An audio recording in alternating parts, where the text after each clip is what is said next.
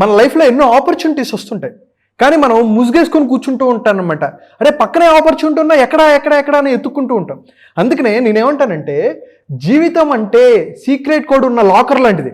దాని కోడ్ మనకు తెలిసిందా ఈజీగా ఓపెన్ చేస్తాం, లేకపోతే చాలా కష్టం అయిపోతుంది. కొన్నిసార్లు కోడ్ కూడా తెలియదు, అప్పుడు ఏం చేయాలి అనే దాని గురించి కూడా మాట్లాడతాం. దీనికి సింపుల్ ఎగ్జాంపుల్, అందరికీ అర్థమయ్యే భాషలో అందరికీ తెలిసిన మన ఫేవరెట్ పవన్ కళ్యాణ్ గారి సినిమాలో నుంచి ఒకటి చెప్తా ఎగ్జాంపుల్.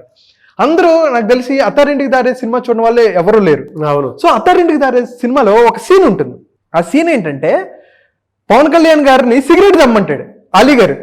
అప్పుడు విపరీతమైన కోపం వచ్చేస్తుంది పవన్ కళ్యాణ్ గారికి, విపరీతంగా కొట్టేస్తారు. అలీ గారిని కొట్టేసిన తర్వాత సరే ఎందుకు కొట్టానులే అని చెప్పేసి రిగ్రెట్ అయిపోయి ఆయనకి ఏదో డబ్బులు ఇవ్వాలనుకుంటారు. ఇలా కూర్చొని ఎంఎస్ నారాయణ గారితో అంటారు, వాడికి డబ్బులు ఇచ్చి పంపించు అని చెప్పి అలీ గారికి డబ్బులు ఇచ్చి పంపించమంటారు.